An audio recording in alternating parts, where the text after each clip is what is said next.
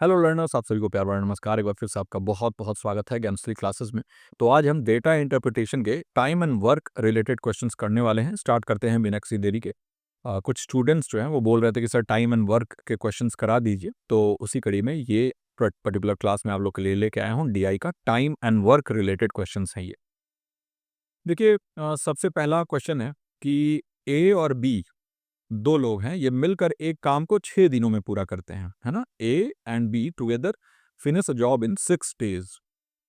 ए जो है अकेले 9 दिनों में पूरा कर सकता है काम को, तो बी अकेले कितने दिनों में करेगा, है ना। ए अकेले 9 दिन में करता है, दोनों मिलके 6 दिन में करते हैं, तो बी जो है अकेले अगर बी को दिया जाए तो कितने दिनों में काम करेगा।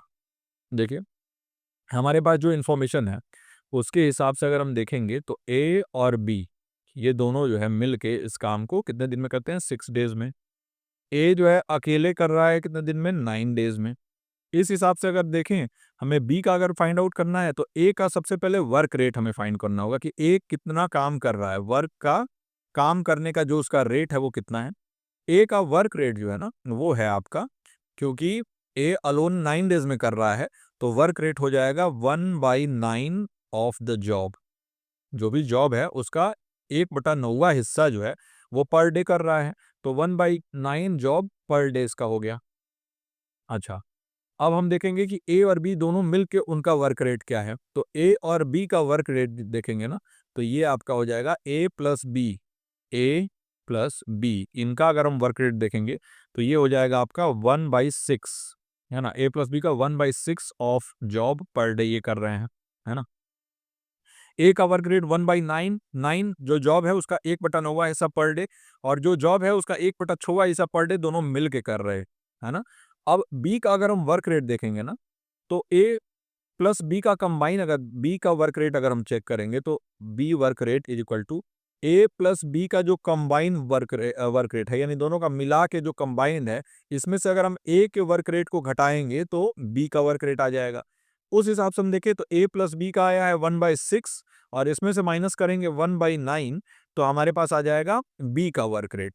तो 1/6 और -1/9 अगर हम ये करते हैं तो इसका एलसीएम हमें लेना होगा। 9 और 6 का जो एलसीएम है वो लेना होगा, तो 9 6 का एलसीएम आ जाएगा आपके पास 18। अब 6 3 जा 18, तो 3 1 जा 3, माइनस 9 2 जा 18, तो 2 1 जा 2, तो 3 - 2 1, तो 1/18 ये वर्क रेट आ गया। और इससे हमें ये पता चलता है कि बी को जो है ना वो 18 दिन लग जाएगा वो काम करने में, 18 डेज, क्योंकि इसका वर्क रेट 1/18 पर डे है। तो इसके हिसाब से बी ऑप्शन आपका सही उत्तर हो जाएगा।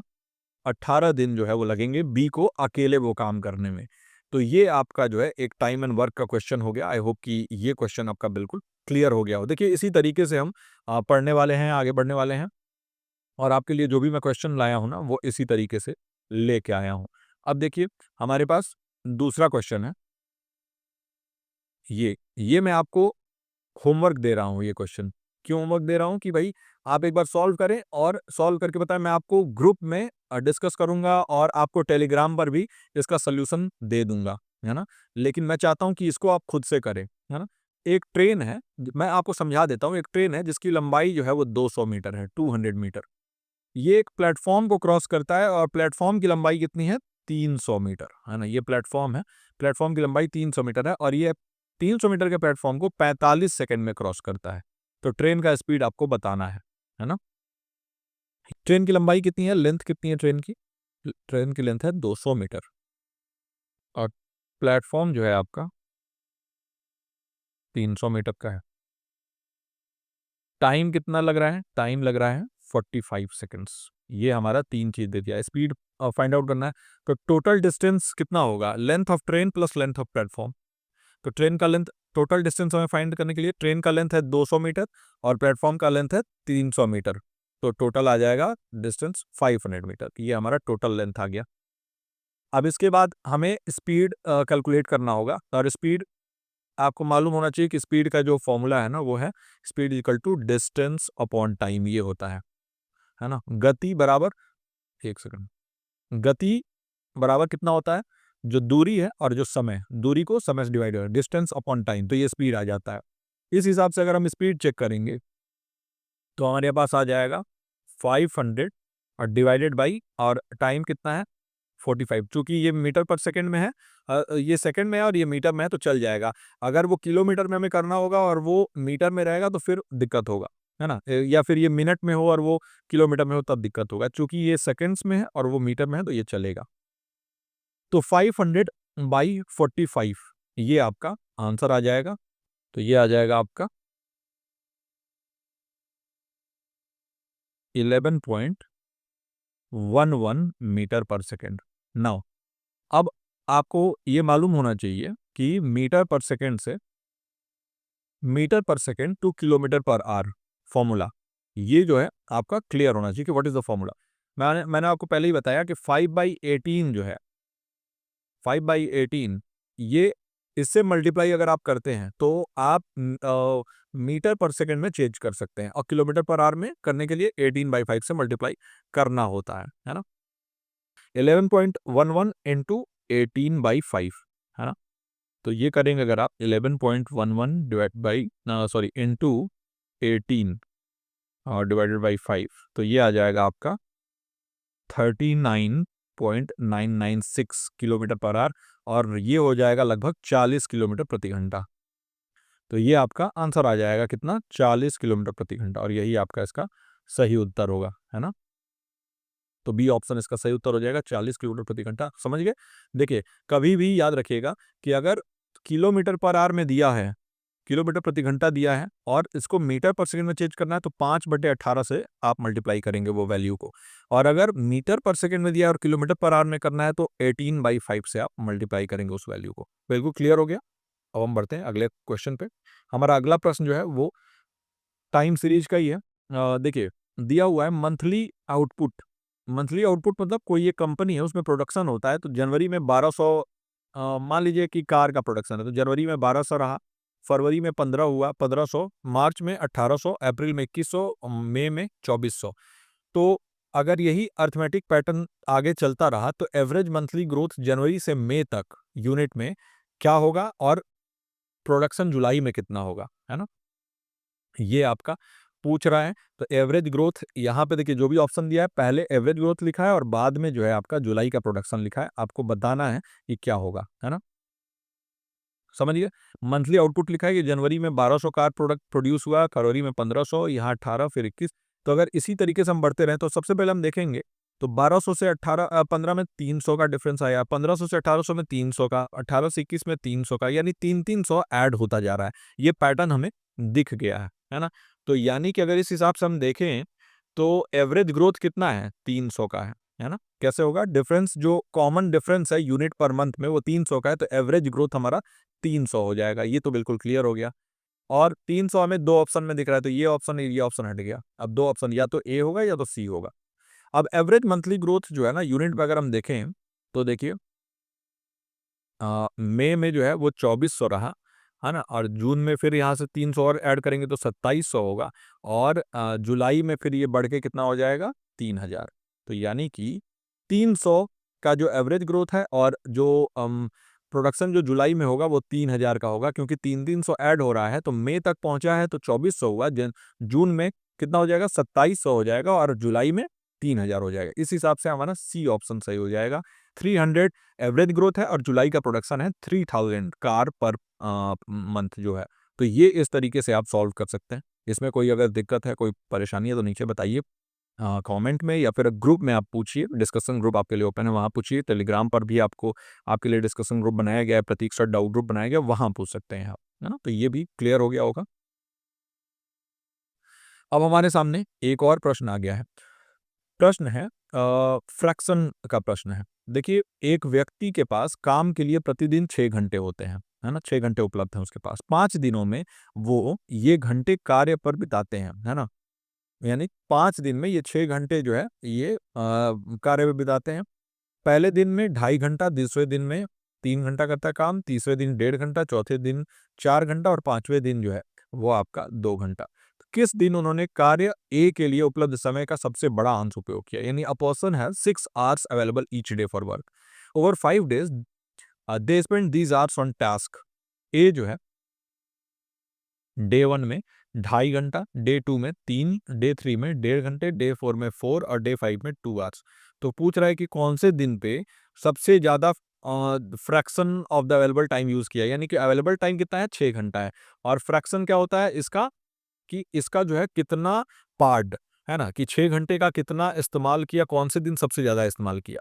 अगर हम पहले दिन देखें, डे 1 देखें, तो डे 1 में जो है ना, चूँकि 2.5 किया है, तो 2.5 डिवाइडेड बाय 6, है ना, इंटू 100 करेंगे तो हमारे सामने आ जाएगा कितना, 41.66। ये हमारा पहले दिन का रहा।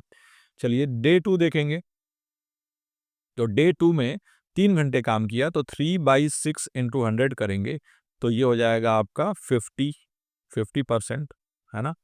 चलिए डे 3 अगर हम देखेंगे, तो डे 3 में 1.5 घंटे ही काम किया, 1.5 घंटे अगर 6 से करेंगे तो कितने बार में आ जाएगा, 4, है ना। तो 1/4 इंटू 100, अगर 1/4 इंटू 100 करेंगे तो कितना आ जाएगा, 25%, 25% ही हुआ। और डे 4 अगर हम देखें, चौथे दिन, तो चौथे दिन जो है वो 4 घंटे हैं, 4/6 इंटू 100 करिए तो ये आपका 2 टू द 4, 2 3 जा 6, और इस हिसाब से अगर करेंगे 200 डिवाइडेड बाई 3 तो ये हो जाएगा लगभग आपका 66.66%। तो ये आपका डे 4 रहा। डे 4 में आपका 66.66% जो है, ये जो समय उपलब्ध था उसका उपयोग किया। अब इसके बाद 5वें दिन में डे 5 जो है, इसमें 2 घंटा, और 2 घंटे के हिसाब से अगर हम देखें तो 2/6 इंटू में 100, यानी कि ये हो जाएगा 1/3 इंटू 100, तो ये हो जाएगा 33.33%। तो इस हिसाब से अगर हम देखें तो सबसे अधिक समय, यानी पूछ रहा है कि कौन सा फ्रैक्शन सबसे, कौन से दिन पे सबसे ज़्यादा समय यूज किया गया, तो वो है चौथे दिन पे, 66.66। बाकी तो यहाँ देखिए, यहाँ 41, यहाँ 25, यहाँ पे 33, तो 66 वाला होगा। यानी डे 4, चौथे दिन जो है, 4 घंटे जब इन्होंने काम किया था, उस दिन ये सबसे ज़्यादा फ्रैक्शन, 6 घंटे अवेलेबल हैं रोज का, उसमें से 4 घंटे काम उस दिन किया, ये सबसे ज़्यादा था। तो ये तो वैसे भी दिख रहा था, लेकिन मैंने सॉल्व करके आपको दिखा दिया।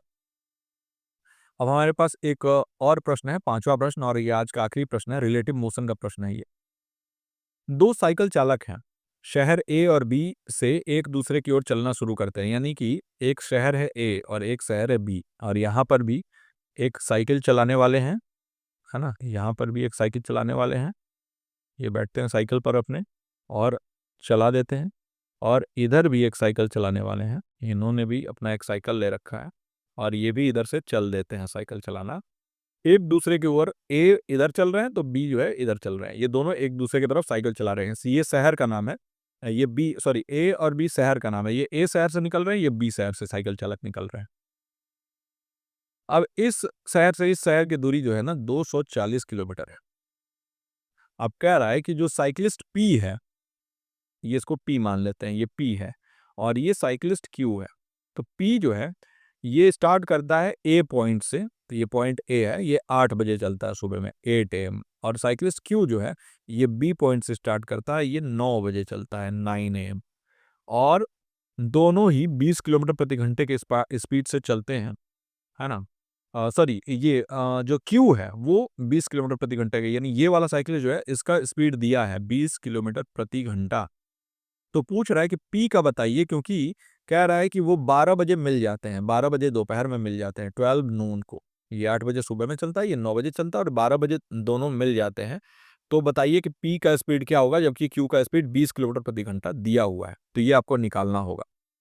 सबसे पहले क्या करेंगे, हम देखेंगे कि कितना टाइम पी ट्रेवल किया है। टाइम जो है वो पी ट्रेवल किया है, तो पी 8 बजे शुरू करता है, 8 AM, और ये कितने बजे तक चलाता है, 12 बजे तक, 12 AM, यानी ये 4 घंटे टोटल चलाया इसने साइकिल। अब पी का स्पीड अगर हम मान लेते हैं वी, है ना, वी वेलोसिटी होता है ना, तो वी मान लेते हैं, अगर इसका स्पीड वी किलोमीटर, मतलब एक मानना होता है, एक्स भी आप मान सकते हैं।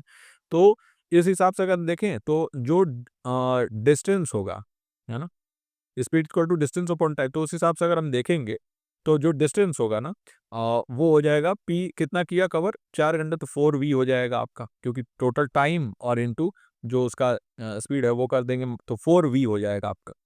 अब वही अगर हम क्यू के लिए देखें तो क्यू ट्रेवल किया कितना, 9 बजे चालू किया और 12 बजे, यानी 3 घंटे चला। और क्यू का डिस्टेंस चूंकि दे रखा है, सॉरी, क्यू का डिस्टेंस हमें फाइंड करना है, तो उसका स्पीड हमें पता है, तो उसका से डिस्टेंस और ये जो है टाइम इनटू स्पीड अगर हम कर देते हैं तो उसका डिस्टेंस निकल जाएगा। तो ये इस हिसाब से अगर देखें तो 60 किलोमीटर जो है वो क्यू चलाता है। अब हम जोड़ेंगे अगर इनको, तो देखिए जो ये 60 आया है ना हमारे में, 60 में से अगर हम इसमें से माइनस करते हैं तो हमारे पास ये आ जाएगा 4v इज इक्वल टू 180, और इस हिसाब से निकालेंगे तो v इज इक्वल टू आ जाएगा आपका 180 डिवाइड बाई 4 यानी 45, है ना। तो v 45 किलोमीटर पर आवर आ जाएगा, और इस हिसाब से हमारा सी ऑप्शन ये सही उत्तर हो जाएगा, 45 किलोमीटर प्रति घंटा, है ना। ये क्लियर हो गया कि भाई अगर हम डिस्टेंस दोनों का ये कर दें तो ये देखिए ये 60 किलोमीटर है, और ये जो है आपका 4v आया है ना, यानी कि डिस्टेंस 4v और 60 आया है। और आपको पता है कि भाई speed is equal to distance upon time अगर हम करते हैं उस हिसाब से हमने किया, हमें सब्ट्रैक्ट करना होगा इसमें से। तो 4v जो है हमारे पास आ जाता है 4v इज इक्वल टू 180, तो v is equal to 180 divided by 4, तो ये हमारे पास 45 किलोमीटर पर आवर आ जा रहा है, और इसका सही उत्तर यही होगा सी। तो आई होप कि ये भी क्वेश्चन आपका क्लियर हो गया हो। इसी तरीके के क्वेश्चंस आपसे पूछेगा, अगर रिलेटिव मोशन का क्वेश्चन पूछता है, टाइम एंड वर्क का क्वेश्चन पूछता है, तो इसी तरीके का पूछेगा। बहुत ज़्यादा टाइम इसमें मैं इसलिए वेस्ट नहीं कर रहा हूँ, बहुत ज़्यादा कैलकुलेट करके नहीं दिखा रहा हूँ, मैं कैलकुलेटर का इस्तेमाल इसलिए कर रहा हूँ क्योंकि काम आपको करना होगा।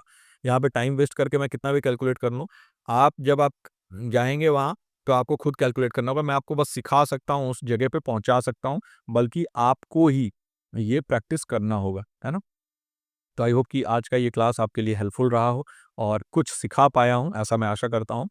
बाकी चलिए मैं मिलता हूँ आपसे अगले क्लास के साथ। टिल देन आप अपना और अपनों का ख्याल रखिए। नमस्कार।